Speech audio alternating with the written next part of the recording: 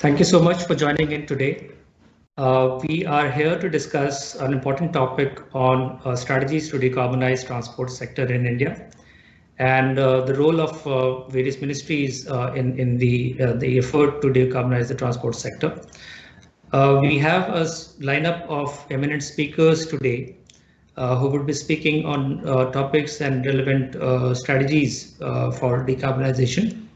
Without wasting any time, I'll request Shri Prakash, sir, who is a distinguished fellow at TERI, to kick off by welcoming and giving the welcome remarks.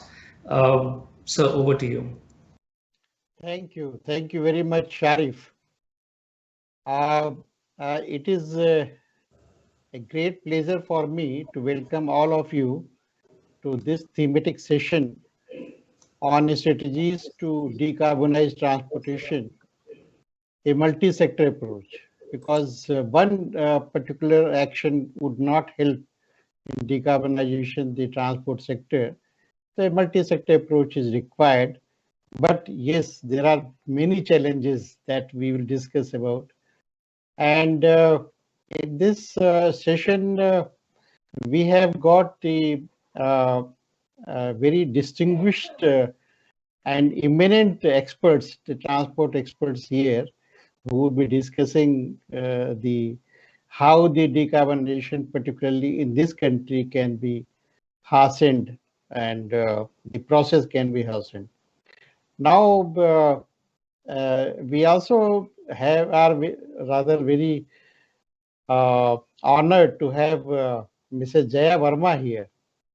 And Mrs. Jaya Varma is additional member Traffic Railway Board, and she is in charge of the entire freight transportation on Indian Railways. So that, I think this is the first time that she is joining a TERI event. But this will be, of course, this will not the last time, and that should be, of course, will be joining as and when she gets time to that. We also have here the Mr. Sudhendu Sinha. So Sudhendu Sinha is old colleague and friend, and rather they some kind of a regular guest to TERI in our events. And in the short time in which he spent in Niti Aayog, he has marked his presence, and then with the proactive the policies that he is now drafting for the transport decarbonization.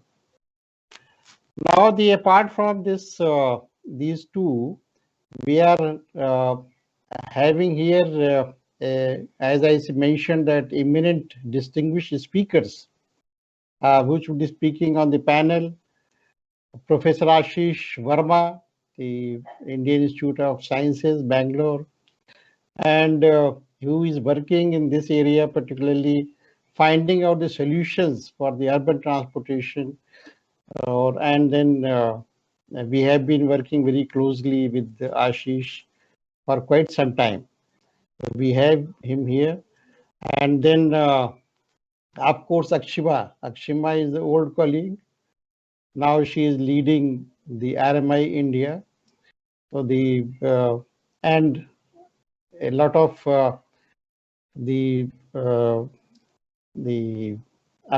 kind of the coordination which we have with this RMI, particularly because we believe, and TERI believes in that it is a collaborative effort. It is not the one association or one organization can do. And then it is a collaborative effort. It is always better, to join with all the research organizations who are involved in this kind of the effort. And we have a young transport expert, Dr. Anoop Bandi Wadekar. So he is the first time he is joining our TERI event, and we'll be very happy to hear from him his new ideas on how this particular challenge can be overcome. And of course, I am very happy to announce you that we have here the from Singapore, the eminent and international expert, the fuel expert, Dr. Clarence Wu, and who is the executive director of the Asian Clean Fuel Association. And we have been working closely with this ECFA for quite some time now. And in fact, this is again the first time that we'll be joining one of our events. And of course, apart from this, we have the Chandlekha Mukherjee, who is the Director General now in the IRITEM. She has been the old colleague, and Praveen Pandey, who is a professor there. So these, both Chandlekha and Praveen are closely associated with our studies on the railway systems. So in this particular event, we'll be also releasing two policy briefs on the railways. And because we realize that in the decarbonization efforts in India, the railways have a very unique position. And particularly for the freight transportation, And then this has been recognized by the government as well. And government has gone for massive investments in increasing the capacity in railways for last 5 years. And then they have a 10-year plan for bringing more investments, particularly for the capacity augmentation and modernization. So this will give an opportunity, railways to increase their market share, and to a healthy market share, say about 45% as has been envisaged in our nationally determined commitments in 2015. So by 2030, Indian Railways should get 45%, and reduce the burden on the road.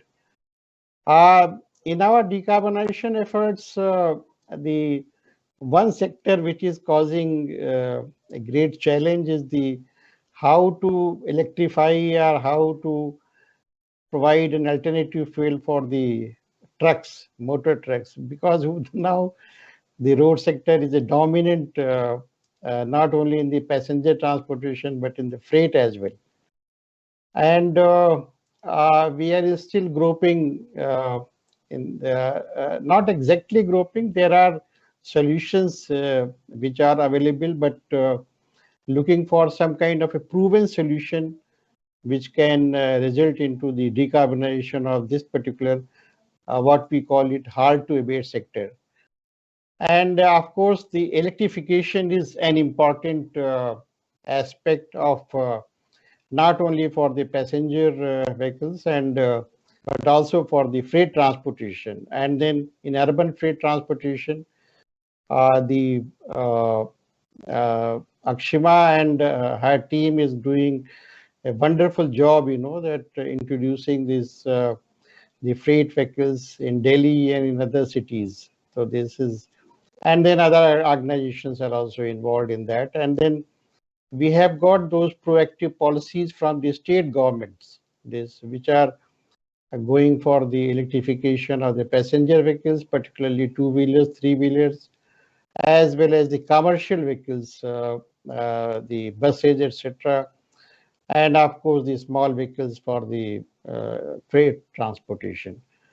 So with this, a very short introduction, because time is limited, and then you would like to hear more from our experts.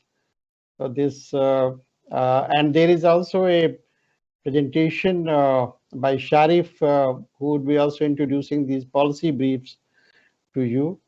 So then I think with these, I would like the handover, the mic back to Sharif to take the proceedings further on. Thank you very much. Thank you so much, sir, and thank you for the welcome remark.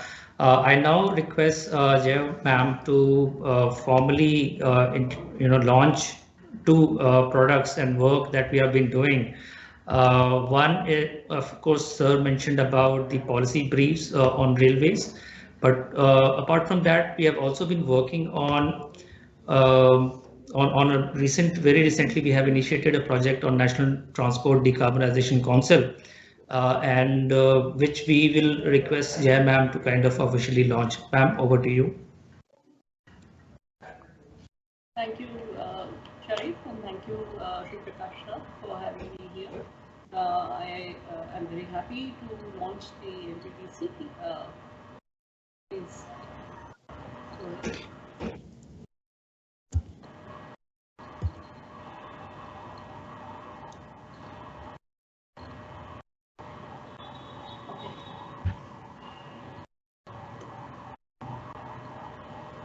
Thank you, ma'am.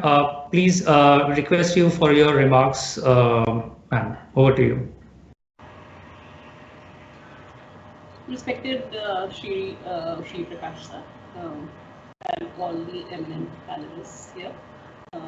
It is a very good afternoon to all of you.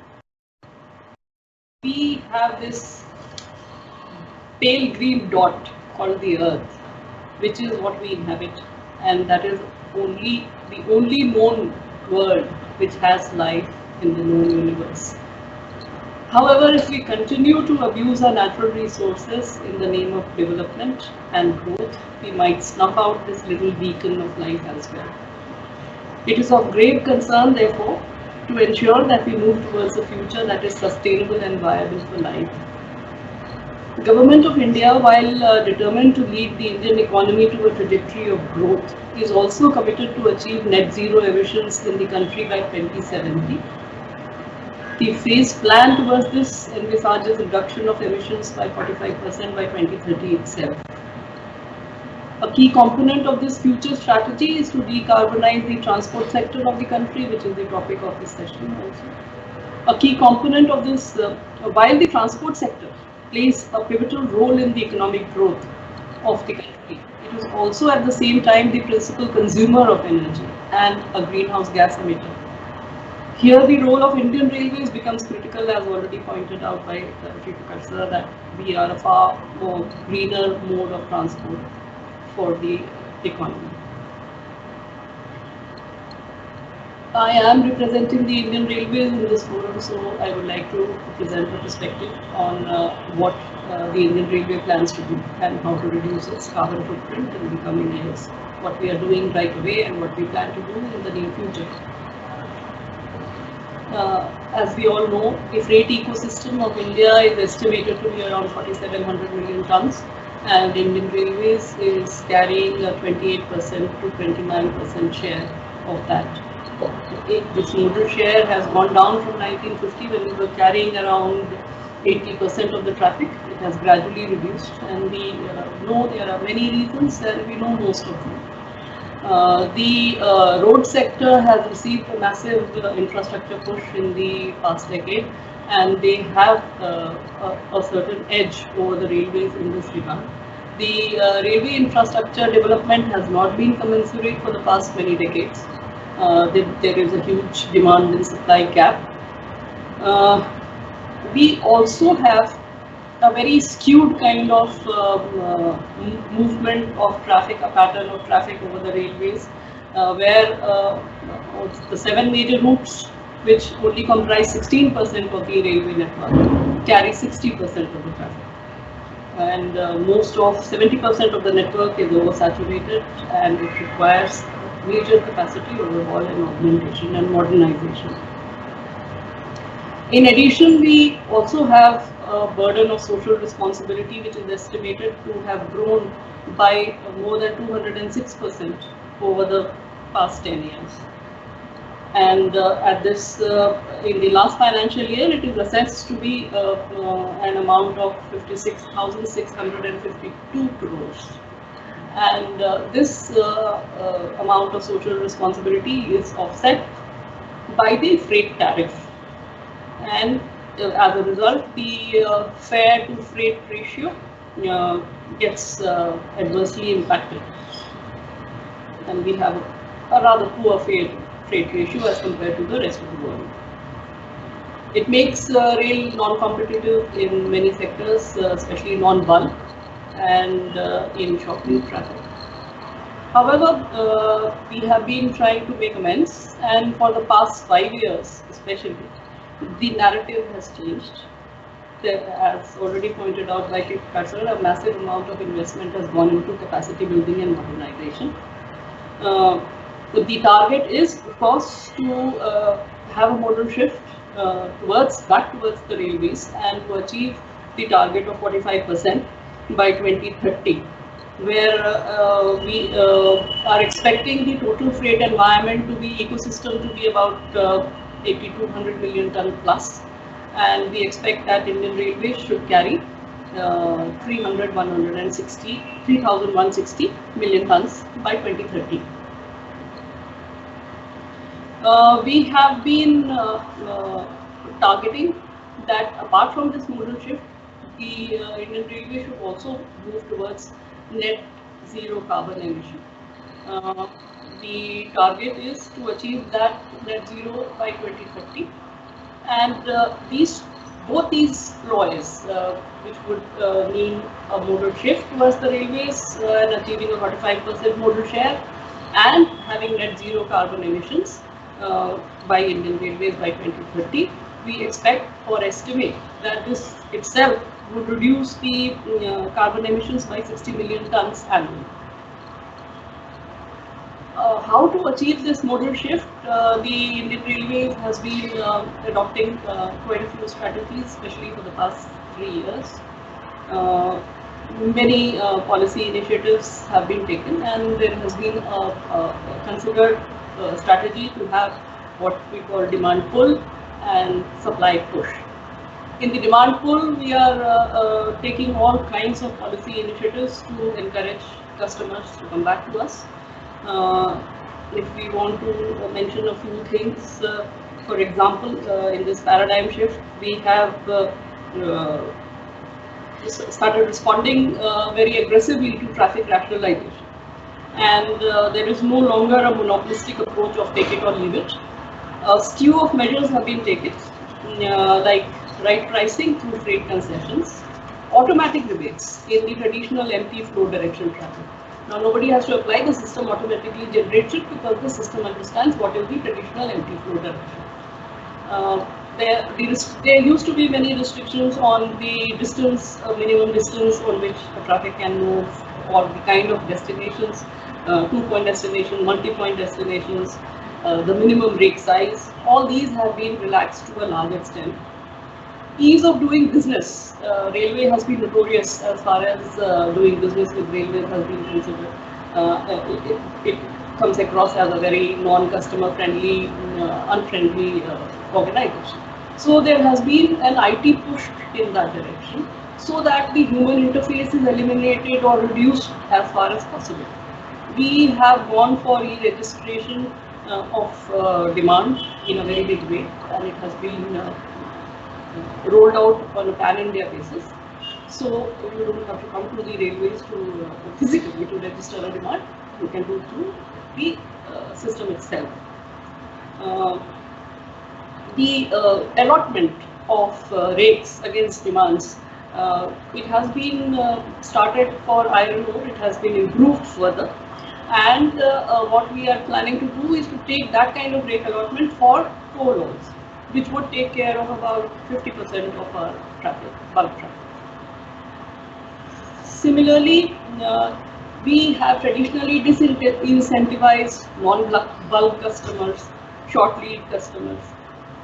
So the pandemic has played a very important role in making railway more sensitive to these needs and requirements. And we experimented with taking care of the piecemeal demands and requirements. We ran what we call the Vyapar Mala Express, where a whole lot of piecemeal demands were clubbed to a similar destination and the train was carried forward. That was a very, very successful, that is a successful experiment.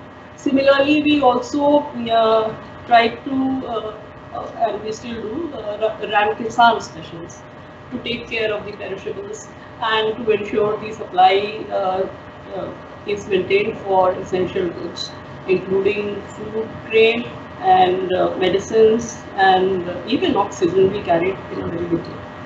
So that experiment also showed us that this is a viable option, and piecemeal demands can be clubbed together and moved successfully and conveniently in a train load composition finally. We are looking forward to converting this into a policy where we can even offer a train load concession to piecemeal customers if we manage to, if we succeed to club together their demands. We, as a system, we would club the demands and generate a train load, and the benefits would automatically get transferred back to the customer. So this is still in the pipeline. This is still being done. So similar kind.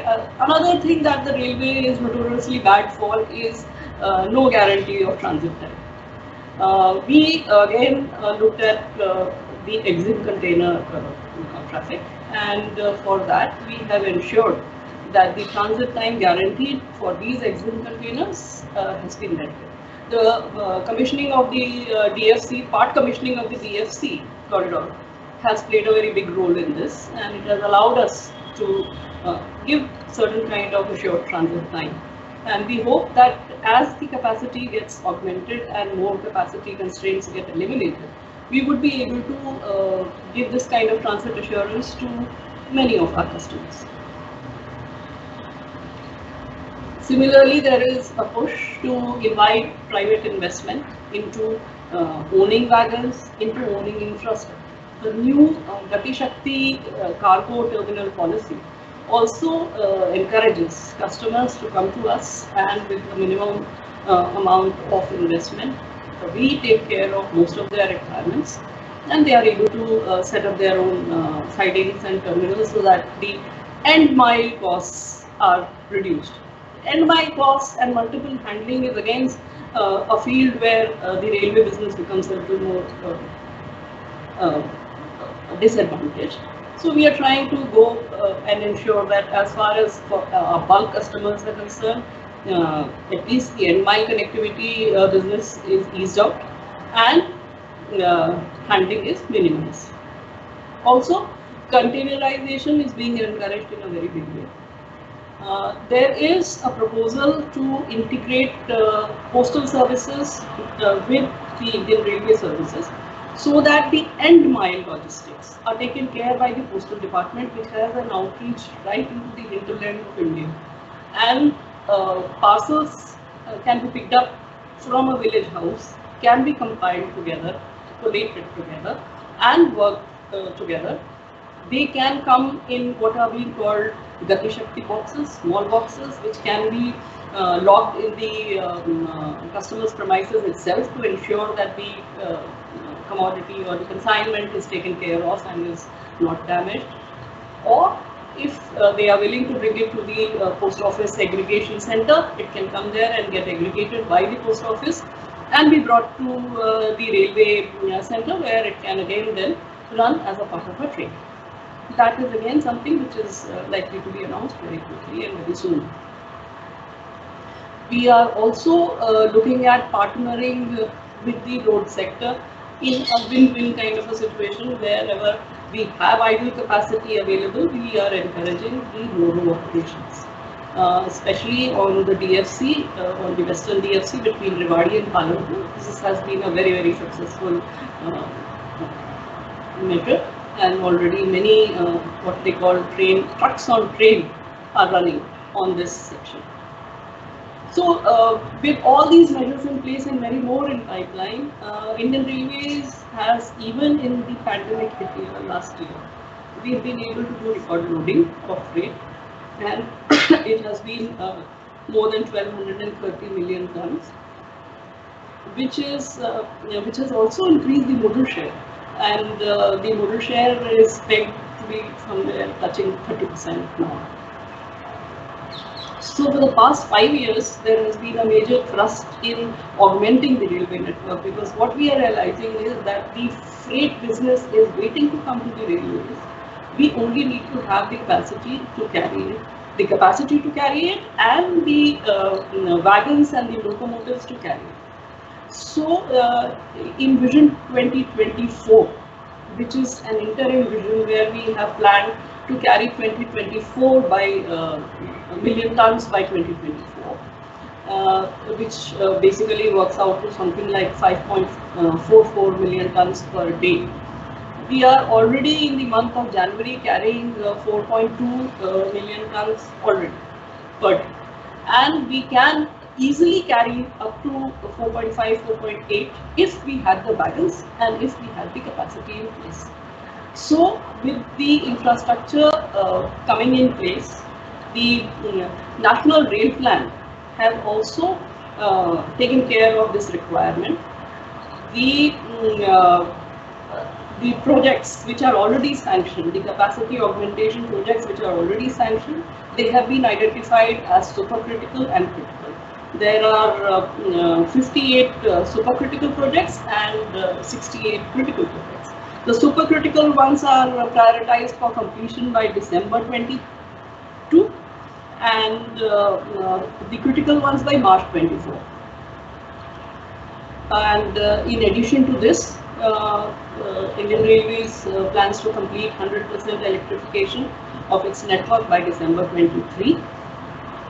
And the rolling stock requirement, the additional wagons which would be required to carry this kind of traffic which is being planned for the future, is being worked out for an additional requirement of 1,02,000 wagons at an estimated cost of 28,000 crores and 4,000 locomotives. This is already in place and the sanctions are underway. The industry has already been briefed in this regard and they have been encouraged to augment their capacity. The plan is to make this visible on a long-term basis so that the industry is in a position to invest in its own capacity building for manufacturing these wagons which are required by the railways. So the aim is to give a long-term plan so that the appropriate investment comes in place.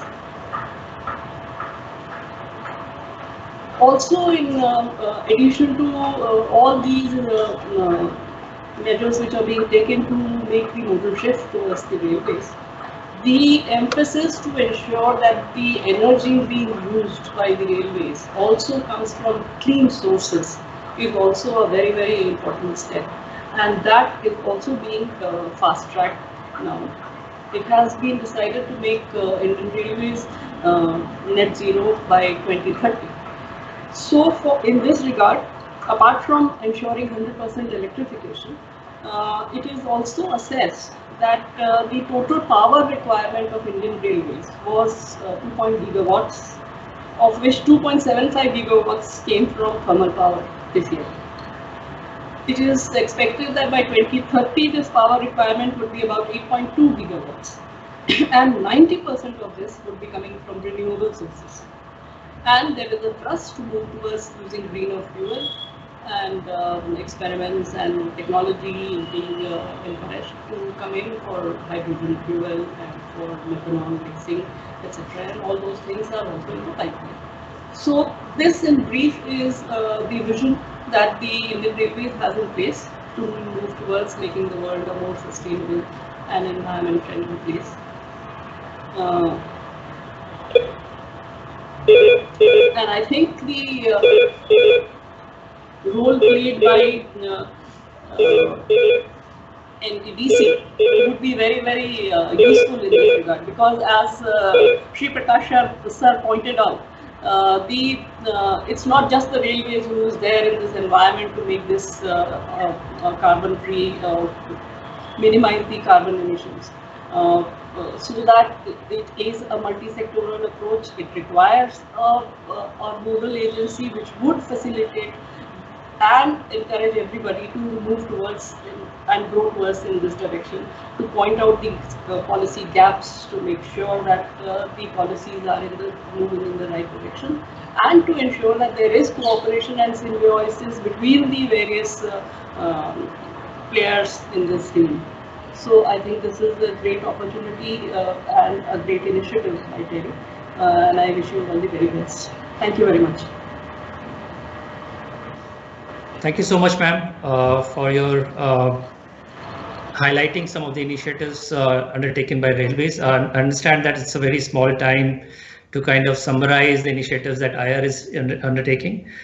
We also acknowledge the fact that IR, why we call IR or railways as the backbone of transport system or logistics in India, because not only in normal days that IR plays an important role, but also during the adverse time that we saw during pandemic, where IR carried oxygen, and also during droughts that water is being carried by railway. So very our congratulations on that, and also look forward to discussing more on the topic that we have been working on in the coming days and weeks. Thank you so much, ma'am. I'll request you to stay on for a while. We'll just run through a presentation on the small content on the policy briefs that we have, and also the role and responsibilities under NTDC that we have launched today. And also want to acknowledge our team members, Palak and Viral, who have been working on these two topics, and colleagues from TERI, RMI, and entire railway board from IRITEM as well, who have been supporting us on undertaking work related to railways. So this is a brief work on terminals and how private participation could be enhanced in developing terminals and operating managing terminals. So here we see a chart highlighting the share of different types of terminals, goods sheds, private sidings, and PFTs. We see the number as well as the NTKMs that these different categories of infrastructure handles. And we see there is a skew towards goods shed in terms of numbers, but in terms of traffic, it's largely private siding that handles it. So we just wanted to showcase this. Also, the key concerns based on the interactions we had with the stakeholders, the private players who are operating private freight terminals and goods sheds in India. So largely divided into three: policy, haulage, and time terminals. We have seen that ma'am has already covered some of the challenges that railways and how railways is working on addressing these concerns, including the recently launched Gati Shakti cargo terminal policy. Some of the recommendations are there in detail. I'd urge everyone to go through the policy brief. It's a very small read, and also pinpointed recommendations that we have listed, and we'll be happy to kind of discuss in detail based on feedback and improve on the work. This policy brief, the second one, is on aggregation, and we see this also acknowledged in the National Rail Plan 2030, where the importance of smalls and the role of freight forwarders in the same will increase significantly. However, since inception, the experience and the expectation that we or the railways had through a freight forwarder scheme has not been achieved. But what are the things that we need to see and do are some of the things that we have captured in the policy brief, which we have launched today. So coming to the National Transport Decarbonization Council, it's a piece of work that TERI has initiated, which will see council members and a setup within TERI with members from ministries, Niti Aayog, and support from the stakeholders in the industry and users. Also, it will be touching upon three thematic areas of research, focusing on vehicle and fuel technologies, to see how these activities lead to decarbonization and help in reducing emissions. So we'll be coming up with workshops and reaching out to a lot of stakeholders who have joined today as speakers, as well as the audience. We'll be reaching out pretty shortly.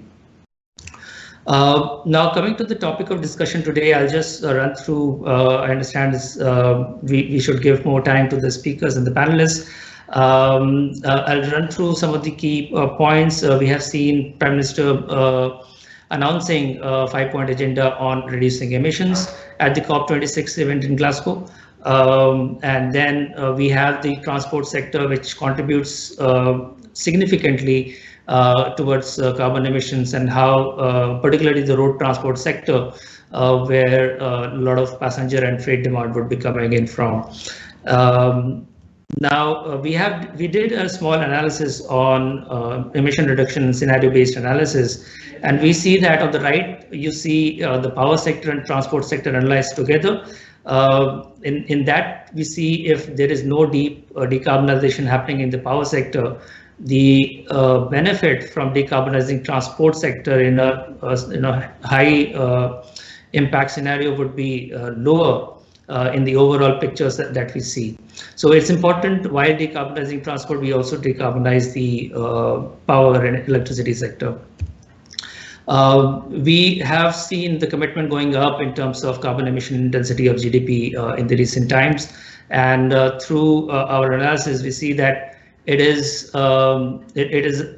impact. I mean, it is very important that we take steps and measures which are significantly higher than the usual policy scenario that we have right now, and therefore the role of ministries and stakeholders like research think tanks and everybody present on the call, it comes in and becomes important. Now, what are the actions necessary? We have all understood while researching on some of the strategies, and we'll be discussing this in detail through diverse set of speakers.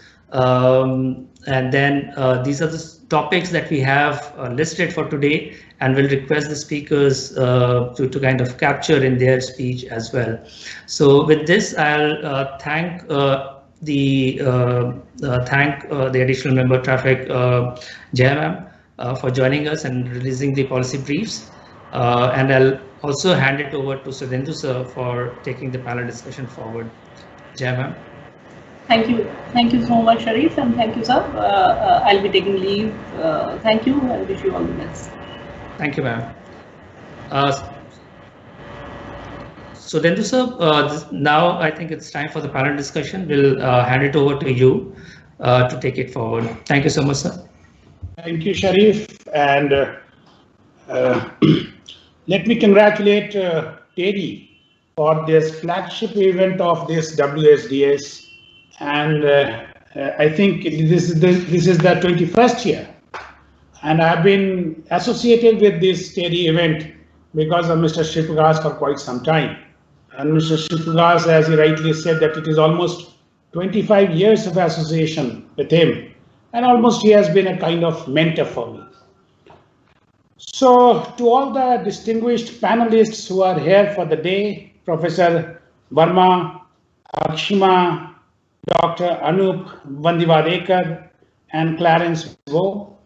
So let's try that in the next some 45 odd minutes that we have. We are on the topic that has been given by the TERI and the distinguished team who have formulated this WSDS, strategies to decarbonize transport sector. So that is what the theme is. And we would kind of start with your initial comments, and then maybe if Sharif permits me to slightly deviate from the standard flow he has suggested, I should be asking them very, very pointed questions so that when we go after these 45 minutes, we can have some takeaways, some solid things that could be stitched in the policies subsequently. And as we have got global speakers there and the best experienced people are around, so maybe I should be taking advantage out of it, and so should the listeners be. Going ahead, I need not be speaking for the government interventions. I can go on for a very, very long period of time. That is why Sharif has put me as a moderator. Being a moderator means that you are supposed to be listening more and speaking less. So I just give opportunity to all the four panelists of the day for your initial remarks, say kind of 2 to 3 minutes each, and then we can take it rolling ahead. We start with Professor Varma. Over to you, Professor Varma. Initial remarks on strategies to decarbonize transport sector with a special to multi-sectoral approach. Please. Thank you, Mr. Sinha. Yeah, thanks to TERI for this wonderful summit and a very specific and important session. I come from the background where my research lab at IISc focuses strongly on sustainability as a core aspect or agenda within the research that we do on transportation with a very strong systems approach.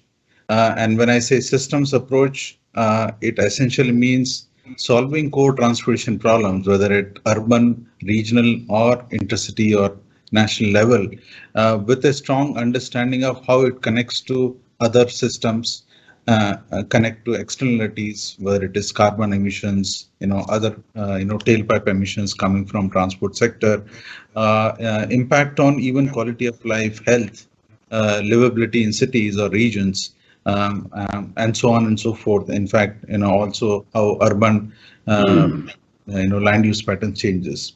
One of the important work that we did on urban transport related carbon emission mitigation as well as climate change adaptation policies was a project called Climatrans, where over 4 years in Indo-Norway collaboration, TERI was also a partner in that project, where taking case study of Delhi, Mumbai and Bengaluru, we actually assessed through a methodological framework how city level interventions, through a combination of planning, regulatory, economic instruments and technology instruments like EVs and introduction of EVs, what mitigation potential it can have, not just on the carbon, also on carbon emission intensity, but also other local pollutants that come from tailpipe emissions. And we have actually showcased in a best scenario almost 98% compared to business as usual. You can actually mitigate carbon emissions through these bundle of interventions. And when you look at carbon emission intensity and the INDC that India has committed in the climate summit, you can actually outperform, through these best scenarios, your commitment on these international platform. That's just a specific focus on the urban transport. I'll just take half minute on the national perspective, since we are talking about railways and a thrust on railways as an important way to decarbonize. I think when we talk about carbon neutrality, that's definitely important, and government has made this commitment in the recent climate summit. But we should also keep, the narrative for absolute mitigation should not get lost in the carbon neutrality. While you try to neutralize how much you're emitting, but you also need to mitigate as much as possible what you are emitting. So I think mitigation measures should remain a clear focus even when we are focusing on net zero, targets. That's one thing I'd like to say. On the balance of highway and railways, now I see example of Germany, as a good case to, understand the perspective, where when you go in Germany, you see, excellent network of autobahns, and it's to an extent, that you can freely travel anywhere, any part of, Germany quite seamlessly. And you also have Deutsche Bahn, the German railways, which is again a wonderful railway system with different categories of services, including high-speed trains, and provides a very reliable service, at least in a normal situations, except when there are weather-related events and so on. But what I've seen over time, when I also discuss with colleagues in Germany and when I interact with them, that they've not been able to improve the mode share on railways for the simple reasons that their autobahns are so good that you can't make railways more attractive than autobahns. Whatever you do with the Deutsche Bahn system. Taking a clue from that, I think, and this concept note also talked about when it was circulated, that 90% of our transport sector emissions are coming from road sector. Yeah, and our reliance on fossil fuels is likely to continue. So if you actually look at the situation, we are still investing and focusing too much on highways, expressways, and their expansion, and road-based, national movement of passenger and freight. I think we really need to set our policy right and have a clarity how much you want to take on railways and road versus road, so that you reach that balance where we are talking about optimum, decarbonization. I think that's a point that we should really focus on and be very careful as we are going forward. I'll stop here in the interest of time. Hopefully, we'll have more time later on to discuss. Sharashi, you rightly gave example of Germany. They have developed inland waterways also in a big way.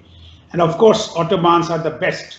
So if you Google 10 things to do in Germany, one is to drive on the autobahns. So that is the kind of aspirational it is.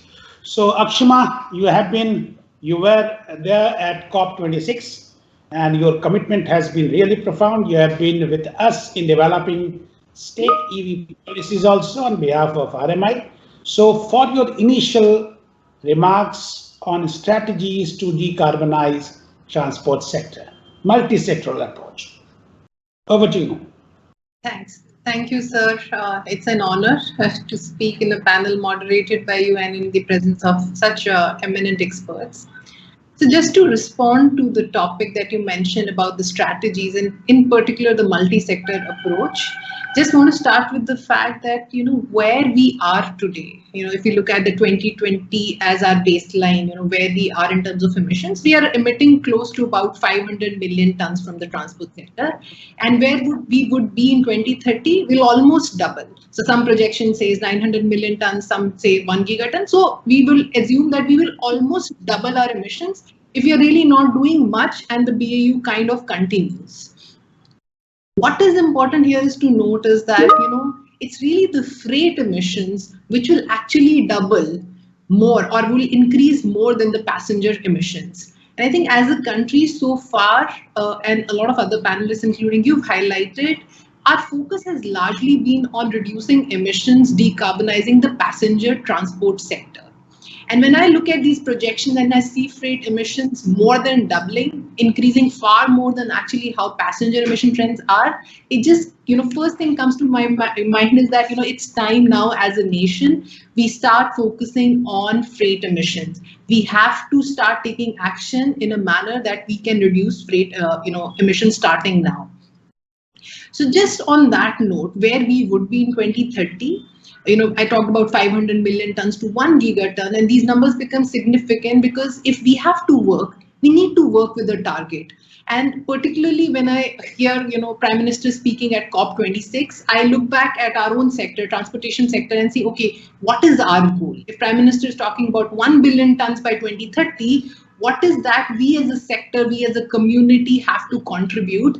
And I think we need to give ourselves a very aggressive target, which I feel is doable. We need to give ourselves a target that we contain emissions from transportation sector at 500 million tons only, which is the 2020 levels. And I think that's what I would urge through this platform of WSTS for us to work towards as a community. And I strongly believe that it's possible. We've already seen so much happening, and there are more big, massive steps. If we take them rightly till, in the next 2 to 3 years, we are set on a path to reduce emissions, to that kind of an extent. So coming to the strategy, where are the opportunities? Again, I will sound repetitive, but I would, say it. In passenger transportation, the opportunities are really around reducing demand, shifting to public and shared transport and electrification, which includes, I'm also including vehicle efficiency in that. In freight transportation, the opportunities are around shifting away from road, which means, railways, inland waterways, water transport. Optimizing truck movement, I think, again, that's the elephant in the room. We need to focus on how to tackle, emissions from transportation and improving fuel efficiency. Now, in particularly, fuel efficiency for HDVs becomes critical because we're seeing the stock of trucks going increasing. Yes, there will be some amount of penetration of alternate fuel vehicles, say electric trucks and trucks on other fuels, but fuel efficiency to me will be very, very critical in terms of reducing emissions from heavy duty trucking in this decade, and we better pay attention to that through stringent efficiency standards. Also, to ensure that how do we, lower the operational costs and operational emissions that are emerging from the HDVs. So, specifically highlighting that in the next 2-3 years, we focus on these two aspects of reducing emissions from the heavy duty trucking. The second part, when I look at, the passenger emissions, the opportunity, as I said, the big opportunity is, kind of divided between demand reduction, public transport shift, and vehicle electrification. I'm not going to talk about vehicle electrification because, you are here and we all know vehicle electrification will have such a significant role. But I want to highlight one last point there is that, we need to shift to public transport. We need to augment public transport in our cities. And that, I feel right now, is one area, while we are paying so much attention towards vehicle electrification, demand reduction plus public transport is something I think we've kind of forgotten as a nation. The last time, we were seeing huge amounts of public bus fleets being introduced in our cities was under JNU and ERM. We've not really done much beyond that, despite, budget outlays and announcements being there. So I think there has to be a significant impetus, significant triggering, that has to take place as far as augmenting buses in the country is concerned. So just with those initial thoughts, I would just, have a concluding statement saying that it is possible for us to stay at 2020 emission levels in transportation sector. We'll have to take some bold measures and we have to start acting now. Thank you, Akshima, for your concluding remarks. Definitely, I would come back to you. So you emphasize on freight transportation, number one. Number two, very, very aspirational targets. Yes, I go by that. And of course, public transportation. All three are the prime focus areas. Targets have to be very, very aspirational. The way Michelangelo said that the crisis of our generation is not that we set our targets high and miss it. The crisis is that we set our targets low and achieve it. Targets have to be really aspirational. Very well said. Over to you, Dr. Anup. And Mr. Shri Prakash has initially said that you are young, so we do expect a lot of youthful thinking from you. So over to you for your initial comments. Thank you, Mr. Sinha. In fact, I think I should begin where you left off in terms of setting the bar high. In fact, when the Prime Minister set the goal for the country to achieve net zero emissions by 2070, you could think that he's setting the bar high, but actually at a level that is achievable for India. And in fact, what I would argue is that if we really get our act together, that we will be able to achieve that goal in transportation sector well before the target that the Prime Minister has set for the country. What that is going to entail is really essentially getting all new sources of transportation to be zero emission by mid-century in order to allow us to have the entire sector go towards zero emissions. And the great beginning is being made with railways. We are moving forward on multiple fronts, on two-wheelers and three-wheelers. Initially, buses are moving forward in that sense. But I think the real hard work is going to come as we try to move forward with both passenger cars and light commercial vehicles, and particularly heavy commercial vehicles. As great as our desire will be to move people to non-motorized transport or public transport, which is all going to be necessary in order to reduce our transportation demand from motorized vehicles. Even as we do that, the demand for personal mobility from cars, two-wheelers will continue to grow. Similarly, even as we shift more freight to railways, our road systems are getting better, the trucks are getting more powerful, they're going to keep carrying greater freight loads there. And so electrification of that needs to happen much faster than what we have been planning. In fact, I would argue that the premise here that heavy-duty vehicle sector is somehow hard to abate is something that we should challenge. Heavy-duty electric trucks are on the road today in different parts of the world, not just in China, in Europe, in Americas. And in fact, a handful of them also are operating in India. It's an Indian-made manufacturer, having these trucks on the road. All the analysis shows that by the end of this decade, the total cost of ownership of electric trucks will be lower than that of diesel trucks. Not just that, all of the payload requirements that the trucks are expected to meet across a range of strenuous driving conditions can be met by battery electric trucks well before the end of this decade. So today, even though models may not be available in all segments of the market, trucks are well on their way. What the government can do very quickly and very immediate step, I would argue, is to include heavy-duty trucks in the FAME scheme. That's an option that is available to us that is going to encourage manufacturers in the near term. But as Akshima pointed out, the real long-term policy interventions here are going to be regulatory in nature. The Indian government has done pretty much everything in its capacity to offer incentives in this sector, not just fiscal incentive, non-fiscal incentives, and the latest PLI scheme for the auto sector is really the best possible incentive that the government could have offered to the sector. And so now, having offered the incentives first, we need to move on to the regulatory pathways that set clear zero emission vehicle standards with the goal of getting to 100% electrification well before mid-century. So let me stop there and we'll have more discussion.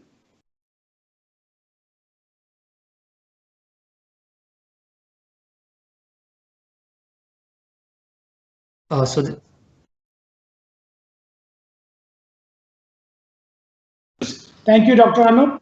You rightly said that additional regulatory interventions are required, and we are right here to take it.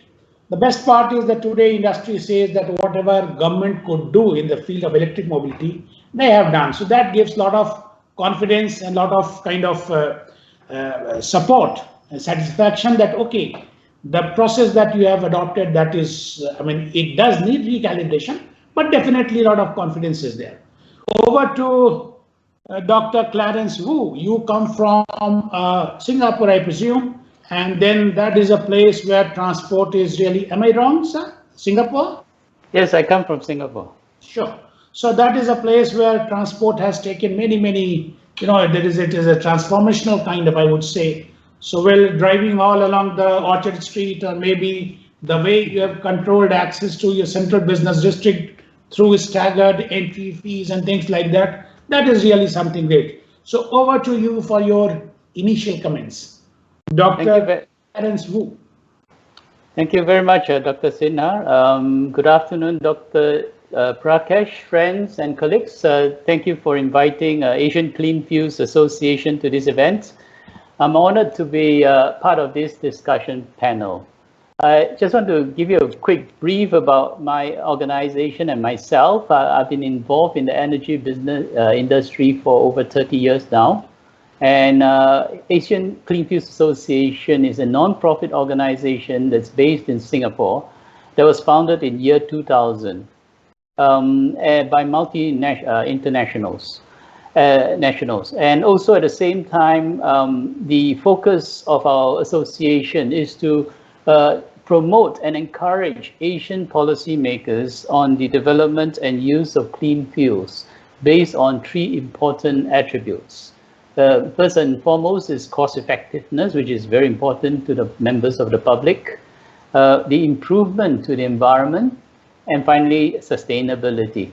So these are very important attributes which we believe that policymakers using these as the guiding principles would generally come to a good decision on clean fuels development. Now, throughout the decades, we've worked very successfully with many Asian governments in developing clean fuels policies and clean fuels roadmaps. We partner international organizations such as the United Nations Environment Programme and Clean Air Asia for some of those who you are aware of. And at this, we've been also very successful to assist, guide, and even sponsor many clean fuels projects and programs in countries like China and Japan. In particular, for China, we've helped them to move from the Euro 2 fuel standards to today's China's Euro 6 equivalent standard, but it's now considered the world's best quality in the world in terms of fuel specifications. Japan, we've also helped the government there to develop their biofuels mandate in order to meet their Kyoto obligations. And also we are advisors to governments in ASEAN or Southeast Asia, including Singapore, of course, and Indonesia. And we work very closely with the UN, also with the Middle East and Africa. What I'd like to just highlight a little bit with regards to carbon neutrality for the transport sector is to delve on the contributors to carbon emissions. I think the perspective and approach towards reviewing that is from a well-to-wheel perspective as well as cradle to grave, because this is obviously very important on a total life cycle management basis. For example, when it comes to raw material sourcing, mining, and supply chain, that will obviously are important attributes to how carbon emissions could evolve, as well as the vehicle and components parts manufacturing. Now, this occurs in all forms of transport, ranging from land, marine, as well as air. The vehicle fuel, in particular, is also due for consideration. This for consideration, particularly for wheel to tank, and also vehicle use and operations, and that's also inclusive for the railway transport. But finally, I think it's important to take note of the end-of-life management, including the disposal of used vehicles and parts, and other matters relating to, for example, heavy metal contamination concerns, particularly from battery waste. Landfills is another important issue that I think we need to take note of overall, especially that's a secondary layer where you can actually have new carbon emissions or greenhouse gas emissions from methane. And finally, recycling is a very important tool to then help mitigate some of these problems that are associated with these sources. Now, I just want to quickly end up with my observation with our experience, over 2 decades of experience with policymakers across Asia. First and foremost, I'd like to point out that we're very pleased that there is a marked increase in interest and commitment by Asian governments towards carbon neutrality, as well as improving the environment in a sustainable way. I think that's really applaudable. But I think there's some things that we note, in particular, I'm not referring to India, I'm referring to many Asian countries that we deal with, is that there's a lack of coordination in many governmental ministries, and sometimes there is no aligned national objectives, obviously because different departments have their own agendas. The other thing that we've noticed that before developing any policies, there is a need for the preparation for a fully peer-review study in order to assess various matters. For example, to assess the ability and capacity of the country and its industry to achieve the final outcome, and also at what cost to the country, to the nation, and to the people, and with what means, which therefore must include, of course, an impact study as well. So many of these programs that Asian governments have set out to do in the early years have failed because due to some of these obstacles to the implementation. The other important point is the technology neutrality to achieve carbon neutral in assessing options. This is very vital because of course, it's good to choose winners, but there are also many good solutions, even with existing vehicle technology and fuel systems that may be upgraded to meet carbon neutral targets. So if that is possible, then obviously then that would reduce overall infrastructure cost, which is existing, and present a cost efficiency and speed to achievement. Finally, I think it's important to include industry stakeholders, NGOs, the scientific committee, and even members of the public to build up consensus, mutual support, and commitment from all parties. So I hope this will be useful in our deliberation on carbon abatement in the transport sector. Thank you. Thank you, Dr. Clarence. So you emphasized on removing the departmental kind of affiliations to a particular way of going ahead. You talked of a lot of stakeholder consultations, and that is how a policy should be arrived at. You mentioned about technology agnosticism, very correct. These are some of the prime focus that ought to be given while developing a policy. Now, as I see that some of the questions are also gradually popping on the chat window. So there's a question. Yes, Sharif. Sorry to interrupt. We also have Professor Praveen Pandey from Eritam. Okay. Yes, sir. I'm sorry. Apologies for the confusion. Yes, sir. Yes, I'm sorry, Praveen, to have missed you. Your name was not given to me. But yes. No, I was not aware that I'm in the panel. I'm not prepared. But it's a nice listening and getting the knowledge. Thank you.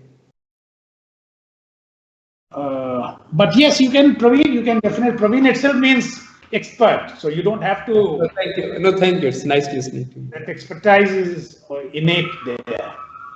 So anyway, taking it ahead, taking it forward. Now, if I were to ask you, each one of you, that can you say within the country, of course, for Mr. Clarence, well, I'll change this question.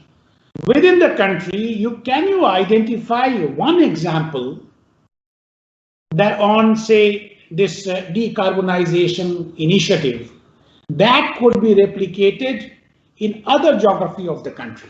So can you identify any one particular, say, kind of example which can be replicated elsewhere as a kind of lighthouse initiative? So over to you, Dr. Ashish Varma, within the country. Thank you. In terms of solutions at hand or case studies, we have actually a lot of studies, but if you look at actual implementation, there are very few examples that one can really think about. Now, one example that comes to my mind, although it's a micro level intervention, but the whole testbed and the pilot that was done holds a lot of promise in terms of its learning on a city scale or larger scale or for other cities. And this is the Church Street first testbed, which was about pedestrianizing a busy street in the heart of Bengaluru for 5 months and treating that as a test bed to demonstrate clean air initiative, how it brings down carbon, not just carbon emissions, but also tailpipe emissions, and particularly the health hazards, PM10 and PM2.5, how it can lead to a more, increase in the ridership of public transport since the Church Street has a metro station. So we could actually demonstrate a strategy like pedestrianizing as a important component of TOD initiatives, as we keep talking about in several Indian cities, that how TOD policies can adopt it. And further assessing the impact on overall quality of life, how people perceive initiatives like this in terms of quality of life. So as I said, it was a micro level intervention, but it actually brought a lot of learning. We created a 470-page impact assessment report also, and people felt it. I think such initiative definitely has a promise to be scaled up in several other cities. Very well said, Dr. Varma. that pedestrianizing specific areas of a city is very, very important, And if I might borrow an expression from Bhushan Tuladhar of UN Habitat, he said that the depth of democracy can only be measured by the width of our footpath. Yes. So now over to you, Akshima. Yes. So specific one example, I know gradually it is becoming tough because Mr. Ashish could identify one for you, it has to be a little different. Yeah. So I think for me, it has to be the way Delhi's EV policy is being implemented. To me, that's really a lighthouse for us. Given all of us, I think, are aligned and believe in that electrification will be a critical transport decarbonization pathway, I think in the last 1.5, 2 years, Delhi has shown us how to really get the electric vehicles on roads. And the way I see it, that there are 2, 3 critical components of what different states and cities can learn and replicate from Delhi. One is, of course, the comprehensiveness of the policy, not just in terms of fiscal incentives, but the non-fiscal charging infrastructure, institutional setup. Sir, I think I just want to highlight, yesterday only we got the news that they've approved formation of a Delhi EV cell. So institutionalizing the whole system, how you will think and implement, I think it's very critical. There will be formal government positions called a Delhi, in Delhi EV cell now. So people will be responsible for ensuring that, the city sees more growth of electric vehicles. So one part is the formulation of policy. The second, I think, big thing that Delhi has managed to do is the implementation. The way the incentive disbursement portal has been developed, the way it is transparent, the way it ensures that incentives are disbursed in just a matter of 7 days. Redressal of grievances, not just for consumers, but for the industry also. It has created a platform called Delhi EV Forum. The industry is coming, together. The first public charging tender for 100 charging locations, for concessional locations for installing charging infrastructure. What they have done with auto rickshaws. Now they've just opened the lots for the last 5,000 electric auto rickshaw permits that were available. They'll be made available only to electric. Then with the aggregator policy, there is so much happening. To me, it's right now a live laboratory of how EV transition can really happen. And that's something, I think those things are easily replicable. We ourselves as RMI, as a team, have been involved and learning from that and trying to replicate to, say, a Maharashtra, to a Himachal, along with the NITI team, and see, what can fit what based on the context. So I would highlight that. Just one last note there is that what I feel what Delhi is not able to do, what we need to do as a country is on the supply side regulations. I think Anup mentioned about the regulations. So Delhi cannot come up with a ZEV mandate, etc. So I think that those are some things that we will need in our EV transition, and perhaps Delhi is not placed for it when national government is should be taking action on those points. So Delhi is constrained on that point that it can't do so much on the supply side policies. Thank you, Akshima. So the fun and the challenge both lie really in the implementation of a policy.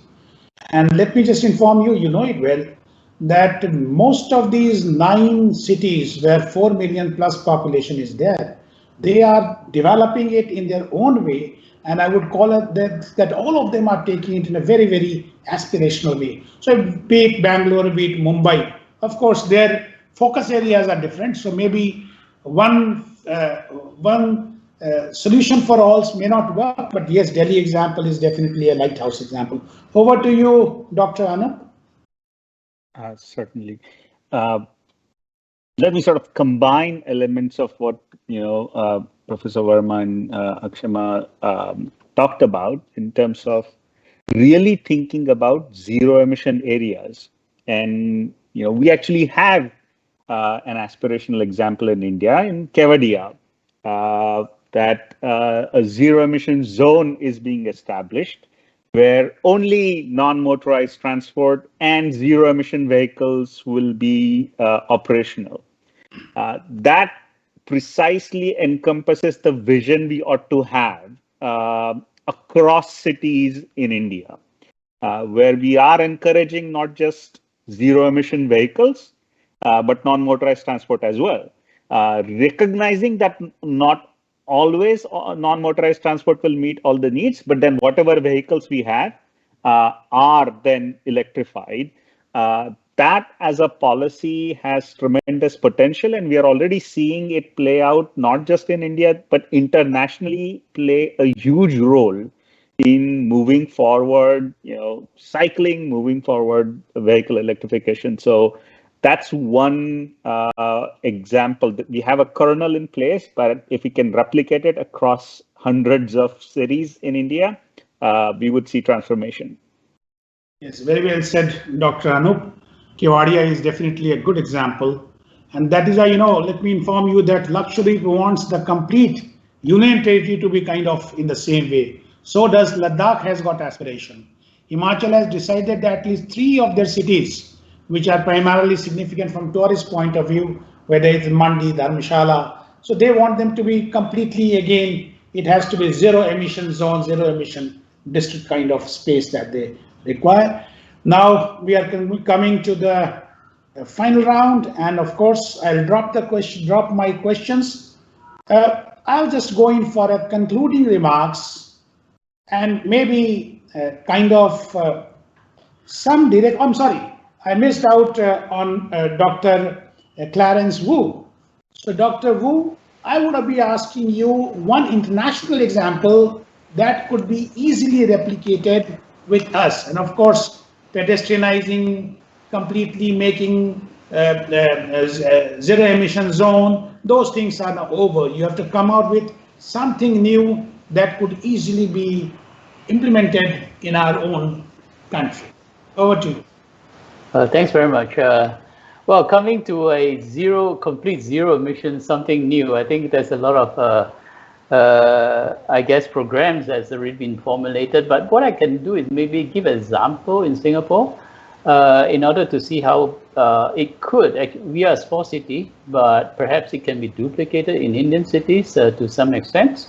I think you mentioned earlier about our ERP system, which is the electronic road pricing system. I think that's done very well in terms of managing car and congestions and the traffic.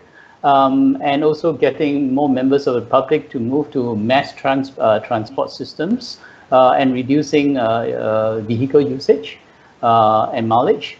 I think that's been very useful. The other one that I think has been extremely effective, particularly in Singapore, is the what we call the MRT system, which is the mass rapid transport system. I think that has been extremely useful to bring almost all the population on board of the use of public transport, because it works similar to what you see in Tokyo, where the transport system moves across various what we call hubs within the towns, and then it spreads across. And in fact, the Singapore government has planned for the passengers would only need to walk no more than 10 minutes to the next station, and then that's also then automatically served by new hubs from buses. So that has been also very effective. And the final one, I think it's been now on its way and doing very well in development, is the ridership for cycling across the island. We have cycling paths that is now newly constructed without hampering vehicle movement. I think that's very useful. But in terms of in the areas that we can actually see immediate results, is what we have seen in Japan, and I want to connect that with India, is the use of biofuels. The Japanese, in order to move to reduce the use of or eliminate the use of 500,000 kiloliters of crude oil equivalent, has implemented the use of biofuels for its transport, for vehicle transport. And that's been very useful over the last decade in meeting the Kyoto targets that they are obligated under. And I think I've understood that, I understand that India is also in its way towards moving to E20 biofuels. And I think that's also going to help to mitigate the overall carbon emissions. So hopefully that's useful. Thanks. So thank you, Dr. Clarence Wu. So last mile connectivity, you rightly said, and again, cycleways, Denmark, and there are the countries which have got a lot of incentives they have built in for the use of cycles. And finally, of course, public transportation that is most significant.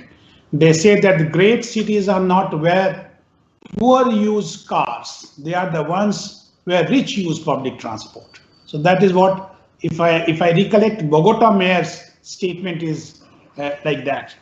Now we come to the final kind of concluding round, and of course, maybe in a 1 minute conclusion.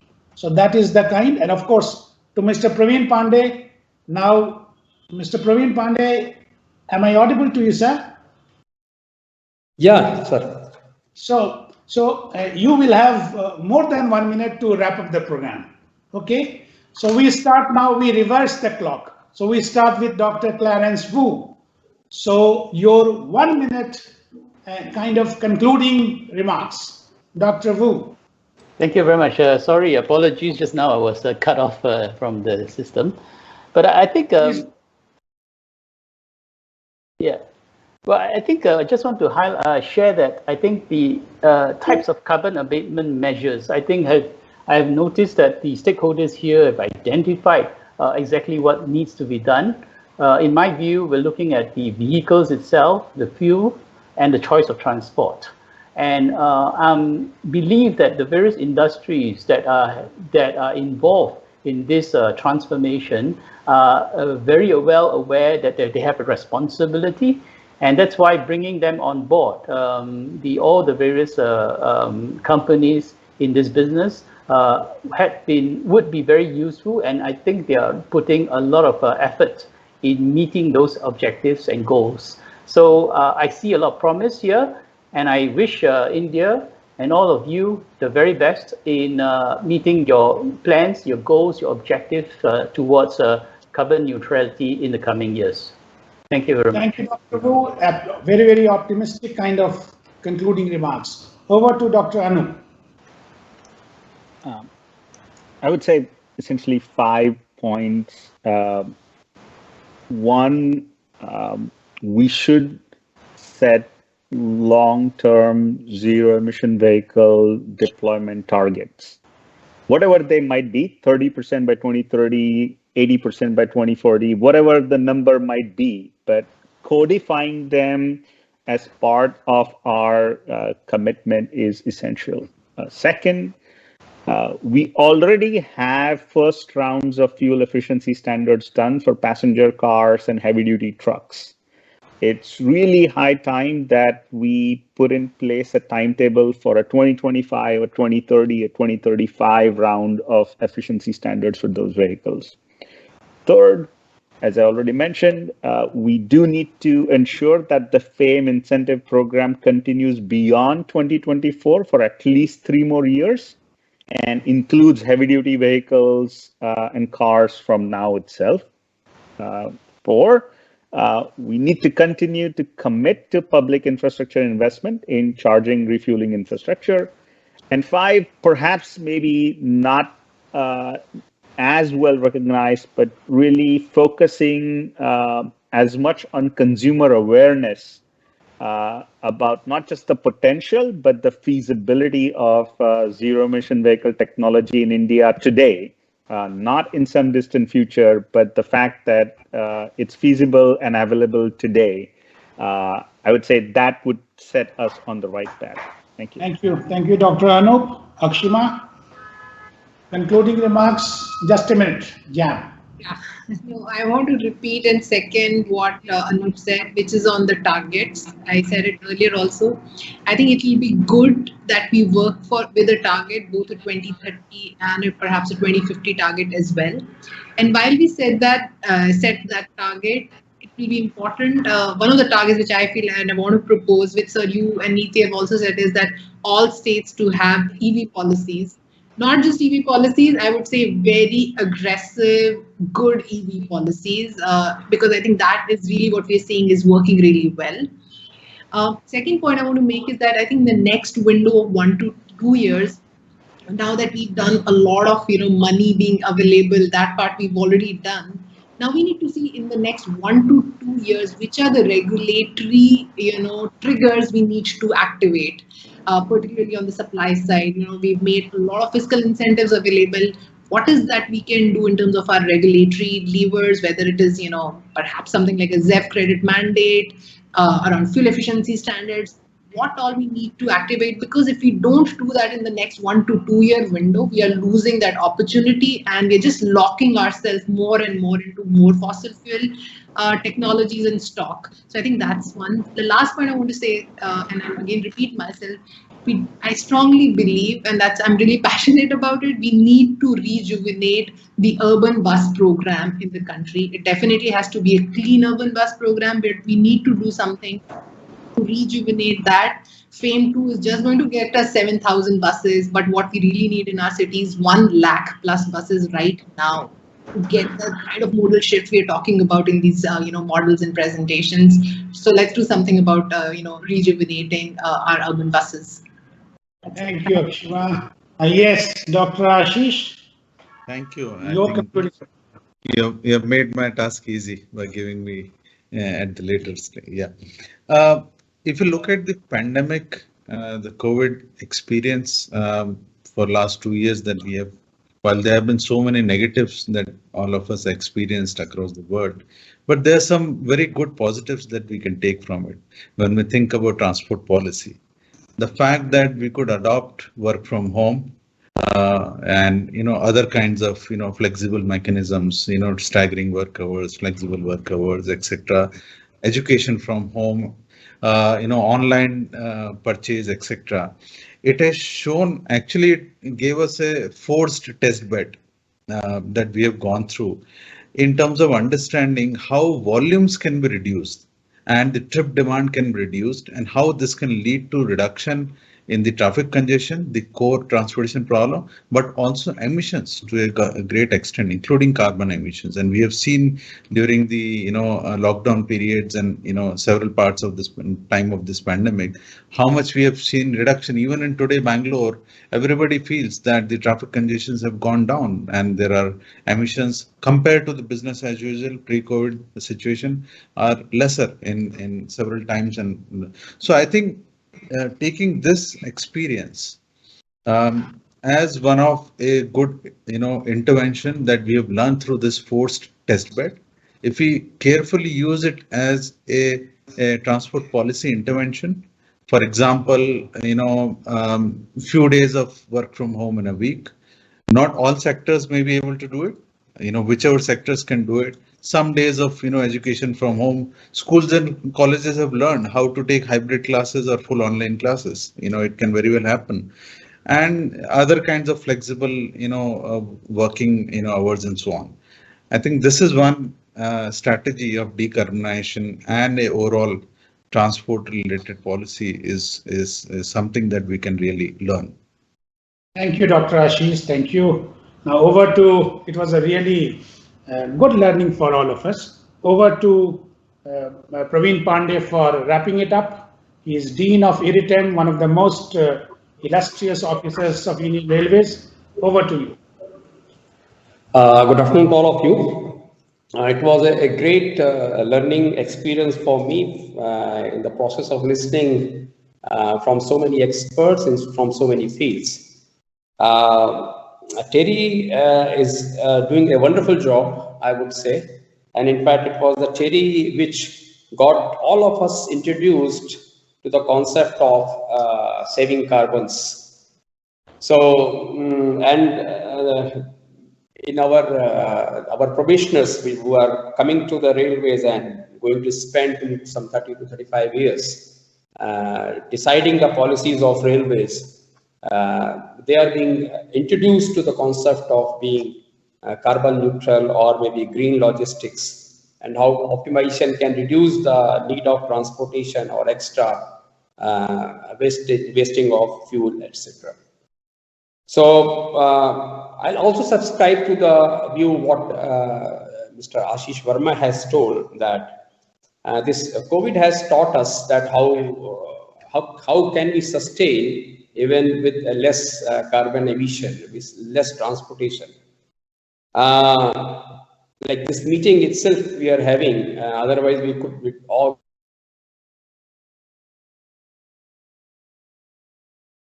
We are losing you, Mr. Pandey.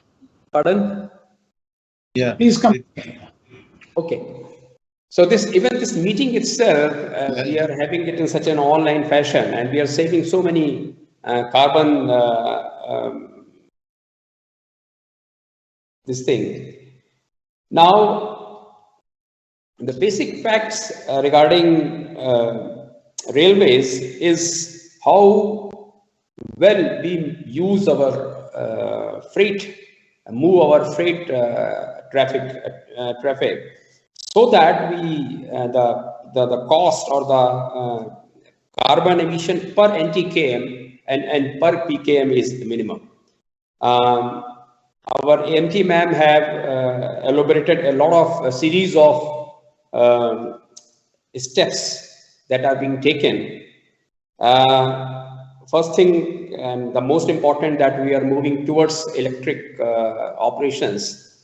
And then apart from that, there are so many things like dynamic braking, then light coaches, solar panels we are having on this thing. These all are in fact going in a way, but although piecemeal, towards saving a lot of carbon footprints.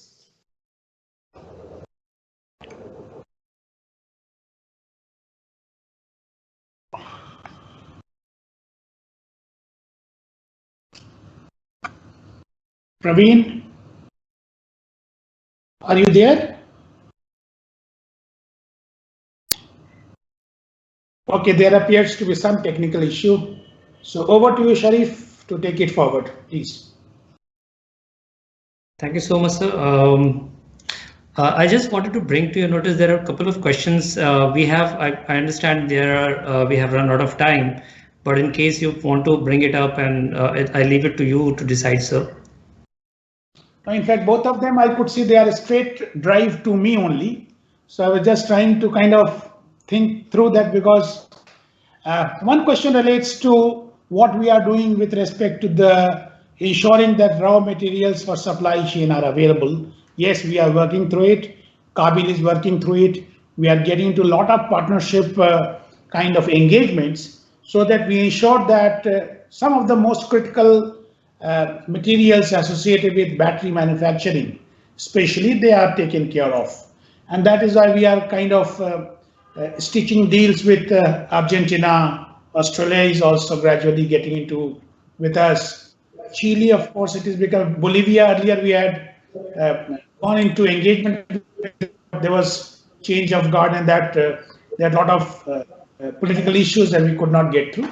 We are quite alive to this particular issue of availability of raw materials and supply chain for battery and minerals. So that is to be taken care of.